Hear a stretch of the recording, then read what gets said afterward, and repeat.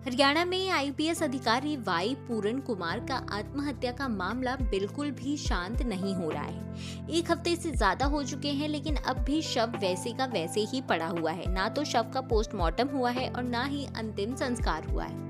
इसी बीच मंगलवार को लोकसभा में विपक्ष के नेता राहुल गांधी दिवंगत वरिष्ठ अधिकारी आईपीएस वाई पूरन कुमार के घर पहुंचे, जहां उन्होंने पीड़ित परिवार से मुलाकात की और उन्हें सांत्वना भी दी। उन्होंने कहा कि ये परिवार का मामला नहीं है, ये इस घटना से देश में बहुत ही गलत मैसेज जा रहा है। वाई पूरन कुमार की बेटी से राहुल गांधी ने लगभग आधे घंटे तक बात की। इसके बाद उन्होंने कहा कि सालों से सिस्टम के आधार पर भेदभाव हो रहा है। ऑफिसर को कमतर करने के लिए, करियर बर्बाद करने के लिए सिस्टम के आधार पर दूसरे ऑफिसर लगातार काम कर रहे हैं।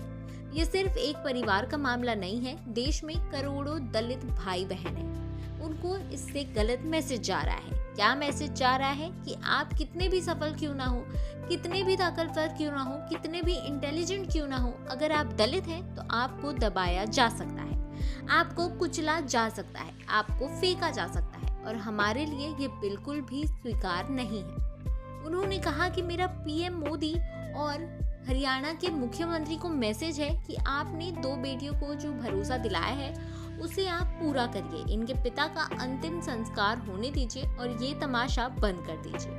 साथ ही उन्होंने अधिकारियों के खिलाफ कार्रवाई की भी मांग की है। अब इस पूरे मामले पर अगर एक बार नजर डालें तो आईपीएस वाई पूरन कुमार ने 7 अक्टूबर को चंडीगढ़ के सेक्टर 11 स्थित आवास के साउंड प्रूफ बेसमेंट में खुद को गोली मार ली थी। मौत से एक दिन पहले उन्होंने अपनी पत्नी अमनीत के नाम वसीयत और 8 पेज का सुसाइड नोट लिखा था। नोट में उन्होंने हरियाणा डीजीपी शत्रुजीत कपूर, रोहतक एसपी नरेंद्र बिजरनिया समेत 13 अधिकारियों पर जातिगत उत्पीड़न, मानसिक प्रताड़ना और करियर बर्बाद करने के गंभीर आरोप लगाए हैं। उन्होंने लिखा कि अब वो और नहीं सह सकते हैं और इसी कारण से वो अब ये कदम उठा रहे हैं। लेकिन अब तक पूरन कुमार का ना तो पोस्टमार्टम किया गया है, ना ही इस मामले में कोई कार्रवाई की गई है। उनके सुसाइड नोट में जिस डीजीपी के खिलाफ कहा गया है कि जिसकी वजह से उन्होंने ये सब किया है, उस डीजीपी को तो लंबी छुट्टी पर भेज दिया गया है। ना ही उसे निलंबित किया गया है, ना ही उसे उसके पद से हटाया गया है, बल्कि उसे लंबी छुट्टी पर भेज दिया गया है। इसी से पूरन कुमार का परिवार बहुत ज्यादा गुस्से में है। और ना सिर्फ पूरन कुमार का परिवार बल्कि देश भर में इस मामले को लेकर बहुत ज्यादा आक्रोश है। हर किसी का कहना है कि दलितों के साथ कब तक इस तरह का अत्याचार होगा।